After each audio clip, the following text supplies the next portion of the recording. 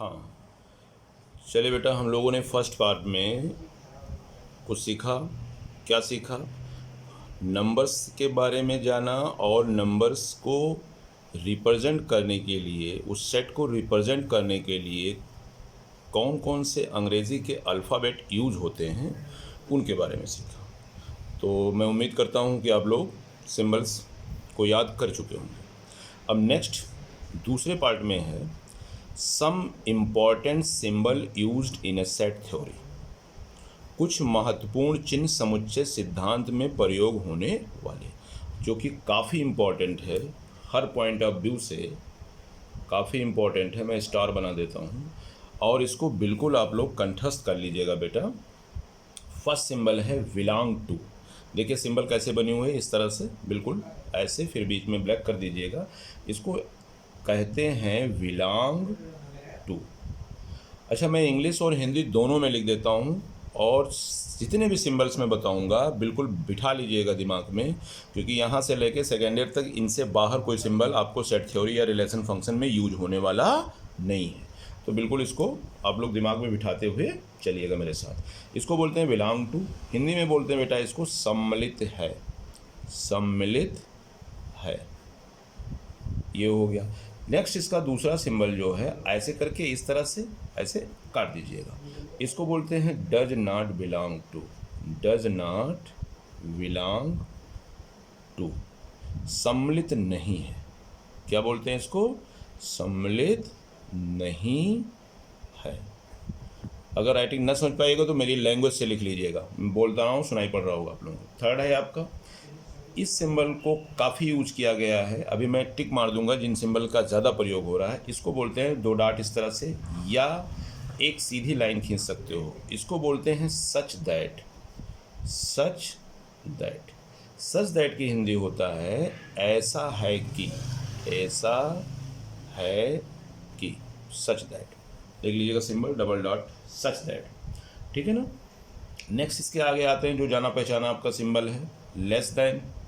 फिर भी मैं बता रहा हूँ क्योंकि काफ़ी महत्वपूर्ण है ये। लेस देन, फिर ये ग्रेटर देन। ठीक है ना, लेस देन जमा से और लेस देन, और फिर ये इसको बोलते हैं क्या? Greater than. Greater than. Less than मतलब तो समझ रहे होगे कम है। ग्रेटर देन मतलब समझ रहे होगे अधिक है। ठीक, इसी पे और आता है, अगर मान लीजिए हम इस तरह से इसको कर दें, ऐसे करके यूं कर दें, नीचे मैंने काट दिया, लेस के सिंबल को क्या कर दिया? सीधा कर दिया, काट दिया मैंने। तो इसको बोलेंगे is not less than. Is not less than. Is not less than का मतलब से कम नहीं है। से कम नहीं है। अब ऐसे ही अगला आते हैं, ऐसे करके यूं कर दिया तो इसको क्या बोलोगे? Is not greater than. Is not greater than, से क्या? बड़ा नहीं है। से बड़ा नहीं है। आठवीं सिंबल पे आ जाइए। ये आपके लिए नई सिंबल है। अच्छा, इसको जानते होगे, इसको क्या बोलते हैं? Does not equal to. इस सिंबल को आप लोग जानते होंगे, does not belong, sorry, does not equal to. Equal to Hindi में बोलते हैं बराबर नहीं है। कोई चीज़ बराबर नहीं, बाद में इसके बारे में डिटेल में समझाऊंगा। सिर्फ सिंबल को देखते रहिए आप लोग, कौन सा सिंबल क्या है।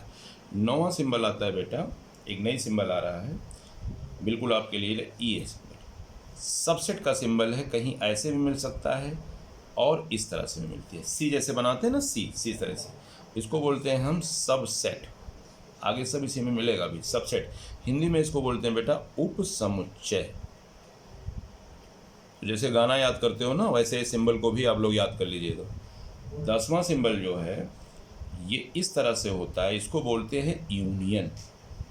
यूनियन को हिंदी में बोलते हैं संघ। प्रोबेबिलिटी चैप्टर पढ़ाऊंगा, वहाँ इसका ज़बरदस्त यूज है। इसको योग बोलते हैं, योग के साथ भी बोल सकते हैं। तो इस पेज पे मैं कुछ जो इम्पोर्टेंट ज़्यादा यूज होने वाले सिंबल हैं उसको मैं अंडरलाइन कर देता हूँ। सबसे ज़्यादा यूज ये, फिर ये, फिर ये, तीन ऊपर हो गए, और ये और फिर ये, ठीक है ना। इतने सिंबल्स काफ़ी यूज होंगे इस एक्सरसाइज में, इस चैप्टर में। नेक्स्ट आगे आते हैं 11वें सिंबल पर, ठीक है ना। सारे सिंबल्स क्लियर दिख रहा होगा आप लोग, कोई दिक्कत होगी तो कमेंट में बताइएगा। 11वां सिंबल है, यहाँ पे देखिए यूनियन का सिंबल क्या है, जैसे लाइक है सीधा गिलास, खड़ी हुई गिलास, इस तरह से। और उल्टा गिलास जब कर देंगे तो इसको बोलते हैं इंटरसेक्शन, इंटरसेक्शन। इसको बोलते हैं सर्वनिष्ठ, सर्वनिष्ठ। ये हिंदी भी लिखता जा रहा हूँ। 12वें नंबर पे सिंबल है आपका, अगर आप कोई भी इंग्लिश का अल्फ़ाबेट लिखिएगा ABCD, इस तरह से कुछ भी आप लिख सकते हो। इसके ऊपर बेटा ऐसे लगा दीजिएगा, पढ़ा जाएगा A बार, या इसी को बोलते हैं ऐसे कर देंगे तो इसको कहा जाएगा A डैश, या इसी को ऐसे लिख देंगे AC। सेट थ्योरी में इस सिंबल को कहते हैं complement, complement, complement of A बोला जाता है, या इसको हिंदी में बोलेंगे पूरक। अब बाद में इसको मैं डिटेल समझाऊंगा, तो तुम सिर्फ सिंबल ध्यान रखना कि कॉम्प्लीमेंट की जब बात करेंगे तो इस तरह से लगाया जाता है, A का बार, A डैश, या तीनों में से किसी को भी आप यूज़ कर सकते हो, ठीक है। 13वां सिंबल ये हो गया ना, कॉम्प्लीमेंट क्लियर हो गया। नेक्स्ट इसके बाद जो आती है ये काफ़ी इंपॉर्टेंट है, ये ऐसे बना के इस तरह से, इसको बोलते हैं दियर एग्जिस्ट। क्या बोलते हैं सिंबल को? दियर एग्जिस्ट। ये बना के देख लीजिएगा आप लोग, इस तरह से ऐसे बनाइएगा, इसको बोलेंगे दियर एग्जिस्ट। हिंदी होती है इसकी अगर ऐसा है तो, अगर ऐसा है। ये सब नया नया सिंबल आपके सामने आ रहा है, बिल्कुल इसको जो 10 गीगाबाइट की लगी है ऊपर ब्रेन में, उसी में फिट कर लेना सब। 14वां देयर एग्जिस्ट। एक सिंबल नया आया, ये इस सिंबल को बोलते हैं बेटा एंड। अब एंड को तुम्हें क्या बताऊं हिंदी में, जानते ही होगे। और 15वां सिंबल क्या है, ये इस तरह से आएगा, इसको बोलते हैं और, या बोलते हैं या। 16वां सिंबल आता है ये, आप लोग बचपन में काफ़ी फैशन में लगाए होंगे आप लोग कॉपियों में ऐसे, आज तक नहीं समझ में आया ये क्या है। इसका मतलब होता है इम्प्लाइज, इम्प्लाइज। क्या बोलते हैं इसको? इम्प्लाइज। इसका हिंदी होता है का तात्पर्य, का तात्पर्य। 17वां सिंबल आता है अगर इसी चीज़ को पलट दूं, ये ऐसे कर दूं, ठीक है ना, इस तरह से कर दूं, तो कहेंगे इज इम्प्लाइज बाई, बोलेंगे इज इम्प्लाइज बाई। से तात्पर्य है, का तात्पर्य, और यहाँ से तात्पर्य है। ये हो गया बेटा, सिंबल ही सब पढ़ा रहा हूँ अभी 18वां, क्योंकि सब का यूज है सेट थ्योरी में, नेक्स्ट ईयर रिलेशन फंक्शन में, तो बिल्कुल इसको दिमाग में बिठाते जाइएगा। अब ऐसे अगर सिंबल बना दिया जाए इस तरह से, इसको बोलते हैं both implies that, both implies that, या इसको बोल सकते हैं दोनों का तात्पर्य। इसको हिंदी में बोलेंगे दोनों का तात्पर्य, या इसको बोल सकते हैं कहीं कहीं दोनों तरफ से सत्य, दोनों तरफ से सत्य। या लाइक एस, जैसे आप लोग सीढ़ी पे चढ़ते हो, ऐसे जाते हो ऊपर की तरफ, फिर ऐसे ऊपर नीचे आते हो, ऐसे ऐसे, तो बोथ एम्प्लाइज, दोनों तरफ से। बाद में समझाऊंगा सिंबल का यूज़ कहाँ किया जाता है। 19वां सिंबल और आपका तीसरा सिंबल में लाइन बनी हुई है, बिल्कुल वैसे ही है, लेकिन अलग अलग जगहों पे अलग अलग तरीके से यूज करेंगे। तो यहाँ पे इस सिंबल का नाम है is a factor of, is a factor of, गुणनखंड है। अगला जो 20वां सिंबल है बेटा, इसको बोलते हैं फाई। क्या बोलते हैं इसको? Phi, phi. हमारा चैनल जो है गोल्डन रेशियो, उसका भी सिंबल कुछ ऐसे होता है, उसका भी नाम फाई। तो हमारा वाला कल जो सिंबल बनाए थे कुछ ऐसे होगा, हमने थोड़ा सा मिस्टेक कर दिया था, फाई का सिंबल ऐसे होगा, ठीक है। गोल्डन रेशियो का सिंबल इस तरह से होता है, ये आप लोग देख लीजिएगा, थोड़ा वहाँ मिस हो गया है। तो ये आपका किसका सिंबल है? फाई। नेक्स्ट 20वां हो गया। नेक्स्ट एक सिंबल और बताता हूँ, 21 नंबर पे यूँ बना के ऐसे कर दीजिए, दिखाई पड़ा? इसको बोलते हैं does not contain, does not. कहोगे सर जी कितना सिंबल बता डाले, लेकिन बेटा इसी सिंबल के ऊपर से आधारित है पूरा चैप्टर, से संबंधित नहीं। इसको बोलेंगे से संबंधित, अगर लिखा नहीं होगा तो आवाज़ साफ जा रही होगी आप, से संबंधित नहीं है। नेक्स्ट लास्ट 22वां जो सिंबल है, रहने दीजिए 22वां रहने दीजिए, बस इतना ही हो जाएगा, ठीक है ना। चलिए 21 सिंबल सुबह सुबह बता दिया, 21 सिंबल। ये पूरे सिंबल में मैंने जहाँ पे रेड किया है उनको देख लीजिएगा ज़रूर। नेक्स्ट ये वाला मैं रेड करता हूँ, ये नेक्स्ट आप इसका भी यूज है, देर एक्सिस्ट का कम है। इसको तो आप चाहे एंड लिखना चाहे और लिखना, या ये सिंबल लगा दोगे तो एक स्टैंडर्ड मानक हो जाएगा तुम्हारे क्वेश्चंस का। ये वाला सिंबल यूज है, ये वाला ज़बरदस्त यूज है, क्योंकि काफ़ी जो अच्छे क्वेश्चंस बनेंगे इस पे बनेंगे। 5 भी रास्ते में मिलेगा आपको। और ये सब सिंबल जिस पर मैंने टिक मारा है ये काफ़ी यूटिलाइज होंगे आपके इस चैप्टर्स में। बाकी और भी जानकारी रखो, यहाँ नहीं मिलेगा तो फाइनल में मिलेंगे, बट तो ये सारे सिंबल्स को एक बार मेमोराइज कर लीजिएगा, ओके। तो कोई दिक्कत होगी तो कमेंट में आप बताइएगा। हाँ, ये वाला कल बेटा मैंने कुछ ऐसे बना दिया था, वो मैं साई बना दिया था गलती से, ऐसे सिंबल बन गई थी पिछले वीडियो वाला। तो आप इसको, जो गोल्डन रेशियो है, गोल्डन रेशियो बहुत बड़ी टॉपिक है बेटा, किसी दिन मैं बताऊँगा, वीडियो बना के डाल दूँगा। वैसे नेट पे सर्च करिएगा गोल्डन रेशियो के बारे में, जो चैनल का नाम मैंने रखा है। तो ये गोल्डन रेशियो का सिंबल कुछ इस तरह से होता है, ठीक। तो क्लियर। फिर अब आते हैं नेक्स्ट दूसरे पेज पे। चलिए अब आपको पढ़ना है रिप्रेजेंटेशन ऑफ सेट। क्या पढ़ना है? नेक्स्ट दूसरी बात, सिंबल्स हो गया इधर पीछे, सिंबल्स के बारे में। नेक्स्ट आते हैं representation of set. Representation of sets, Hindi क्या बोलेंगे? समुच्चय का निरूपण।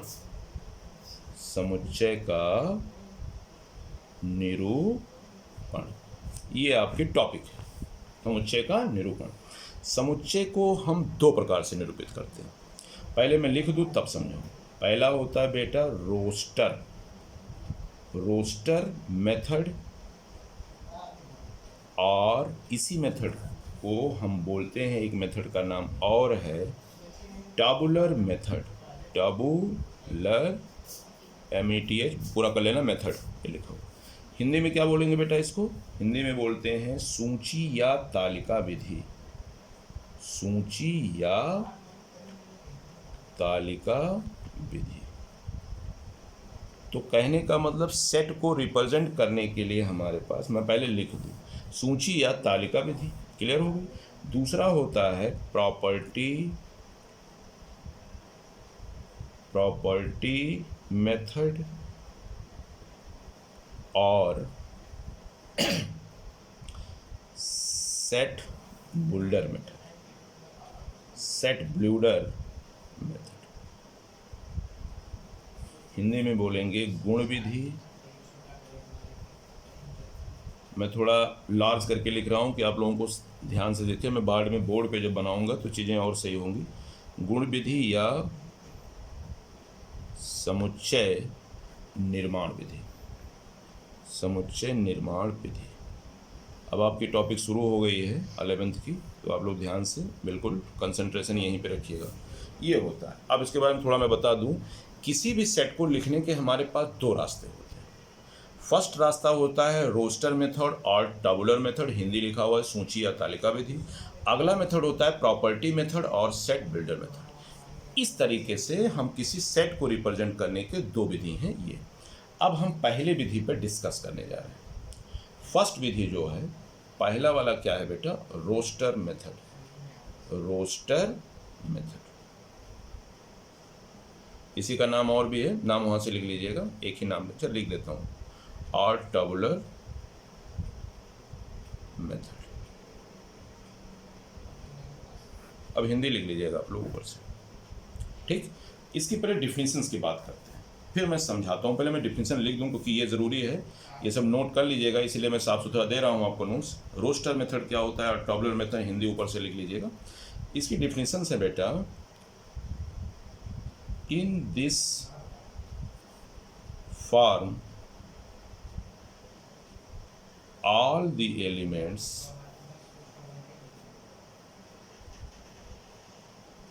Of a set are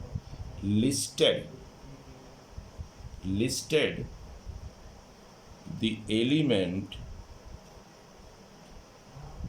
elements are being separated by commas and are enclosed within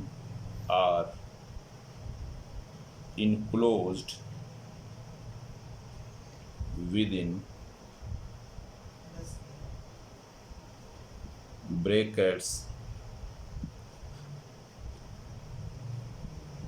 curly bracket। Hindi लिख दूं फिर समझाता हूं। इस विधि द्वारा किसी समुच्चय को, राइटिंग ना पढ़ पाइएगा तो आवाज से लिखिएगा, किसी समुच्चय को निरूपित करने के लिए हम उसके अवयवों को मझले कोष्ठक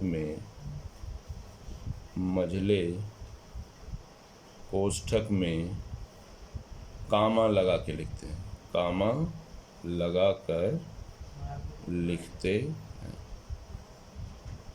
अच्छा देखो, ये डिफिनेशंस रट्टा लगाना नहीं जरूरी है, चतुर रामलिंगम की तरह इसको समझना जरूरी है। ये तो मैंने लिख दिया है, कुछ लोग सिर्फ लिखाते हैं, लेकिन मुझे लिखाने में विश्वास नहीं, मुझे समझाने में विश्वास है। चले फिर भी ज़रूरी है, तो जो ज़रूरी चीज़ें होंगी मैं ज़रूर लिखा दूंगा। क्या बताया, सेट को रिप्रेजेंट करने के हमारे पास दो रास्ते। पहला रास्ता रोस्टर मेथड और टॉबलर मेथड, हिंदी लिखा हुआ है। दूसरा प्रॉपर्टी मेथड और सेट। तो पहले डिफिनेशन में मैं आता हूँ। पहला क्या होता है, सेट में रिप्रेजेंट करने का जो पहला तरीका होता है वो रोस्टर मेथड और टॉबलर मेथड। डिफिनेशन क्या बोल रहा है, in this form all the elements of a set और listed the elements are being separated by commas and are enclosed within bracket curly, मझले कोष्ठक में। हिंदी में बोल दूं, इस विधि द्वारा किसी समुच्चय को निरूपित करने के लिए हम उसके अवयवों को मझले कोष्ठक में कामा लगा के लिख देते हैं। अब इतना दुनिया भर का लिखा है, बहुत छोटी चीज़, आप एग्जाम्पल से समझोगे और बेहतर क्लियर हो जाएगा। क्या कह रहा है, इस विधि में जब हम रोस्टर मेथड में किसी सेट को रिप्रेजेंट करेंगे तो कुछ नहीं करेंगे, मझले ब्रैकेट का यूज करेंगे और कामा लगा के उसके अंदर लिख देंगे। जैसे देखो, एक एग्जांपल दे रहा हूँ। ये हमारा सेट, कल बताया था पहले वीडियो में, सेट को रिप्रेजेंट करने के लिए अंग्रेजी के ए से लेके जेड तक कोई भी अक्षर यूज किया जाएगा। ठीक, कैसे, मझले कोष्ठक में अंग्रेजी का अल्फाज ए बी से लेके जेड तक कोई भी यूज कर सकते हो। तो मझले कोष्ठक में कॉमा लगा के मैंने लिख दिया। अब क्या लिखना है उसके अंदर देखिए, मैंने लिख दिया 2 4 6 8, ये हमारा एक सेट है। वही बात डिफिनेशन में कह रहा है। इस विधि में क्या करते हैं, एलिमेंट, इनको बेटा एलिमेंट कहते हैं, ये जो लिखे हुए इनको एलिमेंट कहते हैं, बाद में भी समझाता हूँ। एक बी सेट हमने लिख दिया, जैसे मैंने लिख दिया 1 3 5 7 9 11 डॉट डॉट डॉट, इस तरह से। एक सी सेट हमने लिख दिया, क्या लिख दिया, सपोज करिए हमने फलों का सेट लिख दिया, आम लिख दिया, केला लिख दिया, संतरा लिख दिया, ठीक है, मैंगो, बनानास और ऑरेंज लिख दिया। प्रधानमंत्री का सेट लिख दिया, सपोज करिए पीएम नरेंद्र मोदी जी और जवाहरलाल नेहरू जी, राजीव गांधी जी, इस तरह से आप लिख सकते हो कामा लगा के। तो जो लिखा हुआ है आपके सामने, इस विधि में जब दिखेगा तो आप समझ जाना कि सेट हमारा किस फॉर्म में लिखा है, रोस्टर मेथड में लिखा है। ठीक है, मतलब जो सीधा सीधा आपको दिखेगा, कुछ भी आप लिख लो, मान लीजिए के सेट है तो के सेट में हम कुछ भी ले लें, हम लिख देते हैं, मान लीजिए वावेल लिख देते हैं, AEIOU, ये कॉमा लगा के ये। अच्छा, जो ये अंदर लिखा है बेटा, इसको एलिमेंट बोलते हैं, अवयव बोलते हैं, बाद में भी समझाऊंगा मैं इसको क्या बोलते हैं बेटा, एलिमेंट, या इसको क्या बोलते हैं हम, अवयव। इस पर भी हम आगे डिस्कस करेंगे। तो फिलहाल सेट को लिखने का जो प्रोसेस होता है पहला मेथड आपको समझ में आ गया, बच्चों समझ में आ जाता है, ठीक है। अगला मेथड सेट का लिखने का, उसको बोलते हैं प्रॉपर्टी मेथड। ये थोड़ा सा गंदा होता है, देखने में गंदा लगता है लेकिन मज़ा बहुत आएगा इसमें। तो चलिए हम दूसरा सेट बताते हैं। तो ये क्लियर हो गया किसी सेट को लिखने का जो तरीका है, बस सीधा डिफिनेशन वही लिखा है। In this form all the elements of set और listed elements are being separated by commas and enclose within bracket curly. Separate करते हैं कामा लगा लगा के और क्लोज कर देते हैं, ठीक है ना, क्लियर। नेक्स्ट आता है आपका बेटा अगला जो विधि है इसका, वो आता है प्रॉपर्टी और सेट बिल्डर मेथड। दूसरा जो मेथड है प्रॉपर्टी और set builder method, clear. Hindi तो इसको पीछे मैंने बताया था, क्या बताया था प्रॉपर्टी की, गुण विधि या समुच्चय निर्माण विधि। इसको क्या बोलोगे, गुण विधि या समुच्चय निर्माण विधि। हिंदी वाले बच्चे भी लिख लेंगे निर्माण। वैसे गणित में हिंदी अंग्रेजी कुछ नहीं होता है, अपनी मदर लैंग्वेज में समझोगे मैथ बेहतर समझ में आएगा, ठीक। वो कहने की बातें होती हैं, ठीक है। जितना बेस्ट आप मदर टंग में समझोगे तो उसमें बस लिखने के लिए लैंग्वेज अलग होता है बस, ठीक है। गुण विधि या समुच्चय निर्माण विधि, इसकी डिफिनेशंस की बात करते हैं। पहले डिफिनेशन लिख दो। इन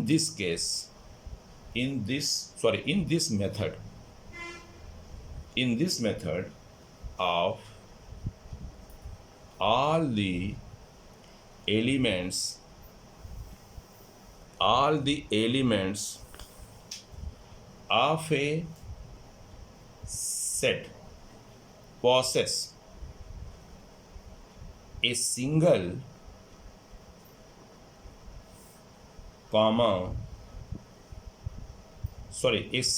common property Px and denoted by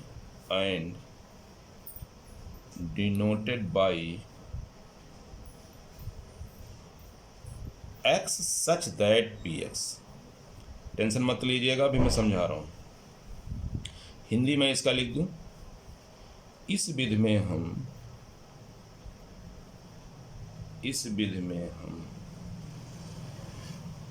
समुच्चय के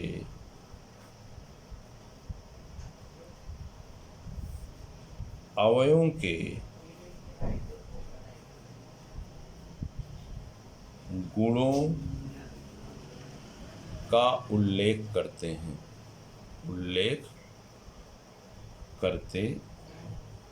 जिसके आधार पर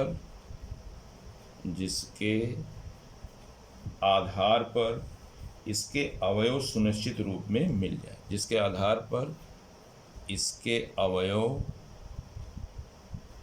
सुनिश्चित रूप से मिल जाए, सुनिश्चित रूप में मिल जाए। अच्छा, ये तो इसकी डिफिनेशन हो गई, आप लोग नोट भी कर लीजिएगा सारी चीज़ें, इसीलिए मैं इतना ठीक-ठाक लिख रहा हूँ, ठीक है। तो प्रॉपर्टी और सेट बिल्डर मेथड में गुण विधि या समुच्चय निर्माण विधि, इस क्या लिखा है, in this method of all the elements of set possess a single common property and denoted by x such that px। कहने का मतलब इस विधि में हम समुच्चय के अवयवों के गुणों का उल्लेख करते हैं। मतलब इस विधि को जब लिखेंगे तो दूसरी मोटी मोटी भाषा में बता दें, यहाँ कुछ नहीं है, किसी एलिमेंट के प्रॉपर्टी को यहाँ फोकस किया जाएगा। जब प्रॉपर्टी आप देखेंगे, अभी मैं जब एग्जाम्पल दूंगा तो और बेहतर समझ में आएगा।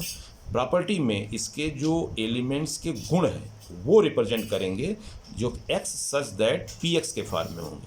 ये अभी समझ में नहीं आ रहा होगा, मैं साइड में एग्जाम्पल लेता हूँ तब और बेहतर आपको समझ में आ जाएगा। इसका एग्जाम्पल देखिए, जैसे हमने कहा कि एक सेट है x सच दैट x, एक हिंदी में लिख देता हूँ, एक सम संख्या, ये लिखो। तो देखो पहली बात, प्रॉपर्टी या सेट बिल्डर मेथड पहचानने का तरीका सच दैट का सिंबल लगा है, पीछे मैंने बताया है such that, x such that, x such that, ठीक है, एक्स सच दैट, यक्स एक सम संख्या, मतलब ये हमारा एलिमेंट है, ये जो अंडरलाइन कर रहा हूं ये मेरा क्या है, एलिमेंट है, और इस एलिमेंट का आगे बेटा प्रॉपर्टी लिखा है। अब ये जो फार्म लिखा है आपके सामने, इस फार्म को बोलते हैं प्रॉपर्टी और सेट बिल्डर मेथड। अच्छा, इसको मैं अगर पीछे वाले मेथड में ले जाऊं जो मैंने आपको पढ़ाया है, set builder, sorry, roster method, इस फार्म में अगर लाऊंगा तो आपको देखने में अच्छा लगेगा।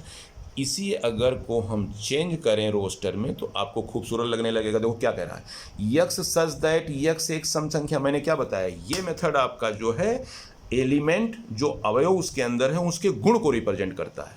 तो आप गुण दिखाता हूं मैं, देखो एक्स सच दैट यक्स एक सम संख्या, तो सम संख्या यार क्या होता है, 2 होता है, 4 होता है, 6 होता है, 8 होता है, 10, 12 डॉट डॉट डॉट। अब बातें आपको समझ में आ गई। अब आप कहोगे सर ये क्या है, तो जो ये x है वो 2 हो सकता है, ये 2 हमारा x है, ये 4 हो सकता है, ये 6 हो सकता है, ये 8 हो सकता है, ये 10 हो सकता है, ये 12 हो सकता है। तो कहने का मतलब x हमारे ये सारे लोग x हैं, और x सच दैट x एक क्या है, सम संख्या। तो कहने का मतलब एलिमेंट के गुण के रूप में करली ब्रैकेट में रिप्रेजेंट करेंगे, ऐसी चीज को क्या बोलते हैं हम, प्रॉपर्टी और सेट बिल्डर मेथड। क्लियर। एक एग्जांपल और दिखा देता हूं, जैसे हमने कहा कि बी सेट है। अच्छा, प्रॉपर्टी मेथड देखने में गंदा लगता है और रोस्टर मेथड देखने में खूबसूरत लगता है। तो जहां खूबसूरत लगेगा समझ जाना रोस्टर है, और जहां गंदा वाला लगेगा समझ जाना वो मेरा क्या है, प्रॉपर्टी। लेकिन दोनों एक ही चीजें होती, मैं और दिखाता हूं। जैसे हमने कहा R such that R is a odd number, odd number. अब अंग्रेजी में लिख दिया हूं, ऑड क्या है, विषम संख्या। आर हमारा कैसा है, आगे उसके प्रॉपर्टी को बताएगा। ये सच दैट के आगे बेटा, इस डॉट के आगे जो कुछ लिखा है इस एलिमेंट के गुण को रिप्रेजेंट करेगा, प्रॉपर्टी को। तो ध्यान से इसको समझो, इसमें फोकस काफी कर रहा हूं। तो R such that R is odd number, ठीक है, ऑड नंबर। तो अब ऑड नंबर क्या होगा, तो आप बोलोगे क्या सर, 1 3 5 7 9। अब यार कितना लिखोगे, क्योंकि ऑड नंबर बहुत होते हैं, डॉट लगा दीजिए।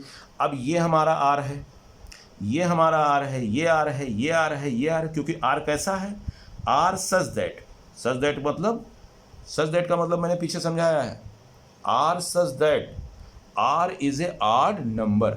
सच दैट मतलब क्या है कि इसकी प्रॉपर्टी को आगे लिखा गया है, जो एलिमेंट ये आर है उसके गुण को आगे बताया गया। बच्चे कंफ्यूज रहते हैं, इसलिए मैं फोकस कर रहा हूँ कि समझ लीजिए आप लोग ध्यान से, तो बहुत दिक्कत आएगी आगे। आर क्या है, वो है एलिमेंट है, इसकी प्रॉपर्टी आगे लिखा है कि आर भाई कैसा होगा, तो पता लगा आर कैसा होगा, विषम होगा। तो सारे विषम को पकड़ लीजिए। एक और लिख देता हूँ, तो ये मेथड आपका क्या है, प्रॉपर्टी। ये मेथड में क्या है, प्रॉपर्टी। और ये मेथड क्या है, रोस्टर। ये मेथड जो दिखने में अच्छा लगेगा, roster.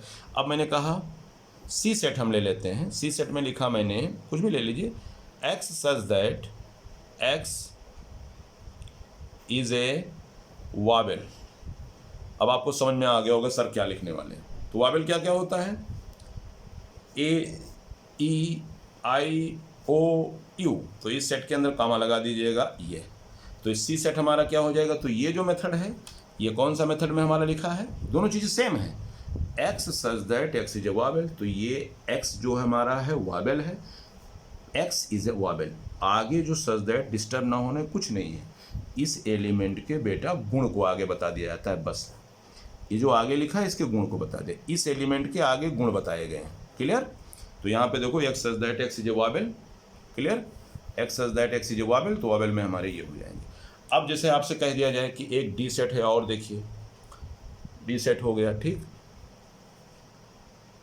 X such that x is a natural number, natural number. Clear. अब हमारा क्या है, एंड ग्रेटर देन 15। अब आप क्या बोलो, इसको डी सेट को बनाओगे तो क्या आएगा, देख ध्यान से देखो, x such that x is a natural number, कह रहा है कि नेचुरल नंबर है, तो तुरंत दिमाग में फोकस करो, नेचुरल नंबर सर बताए थे 1 2 3 4 5 6 डॉट डॉट डॉट ऐसे आएंगे, लेकिन कंडीशन क्या बोल रहा है कि x such that x is a natural number and greater than 15, 15 से बड़ा नेचुरल नंबर। अब इस सेट में कौन कौन बंदे आएंगे, यक्स हमारा होगा कौन, 16, 17 होगा, 18 होगा, 19 होगा, 20 होगा, क्यों, क्योंकि 15 से बड़े सारे नेचुरल नंबर यही होंगे।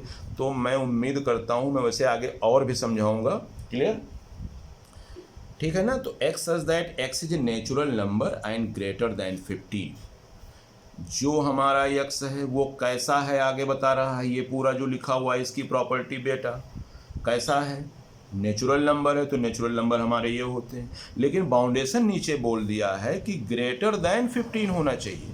तो इस फैमिली में, इस सेट में रोस्टर फॉर्म में कितने लोग दिखेंगे, 16 17, अच्छा वैसे देखो 16 17 18 19 20 डॉट डॉट, क्योंकि 15 से सब बड़े हैं। ये वाला गंदा लग रहा होगा देखने में सेट, ये प्यारा लग रहा होगा, ये लिखने में गंदा लग रहा है, ये अच्छा लग रहा है, तो जहाँ गंदा लगेगा समझ जाना वो प्रॉपर्टी मेथड गुण वाला है, एलिमेंट के गुण को लिखा गया, और जो खूबसूरत लगेगा समझ जाना क्या, रोस्टर मेथड। तो मैं उम्मीद करता हूँ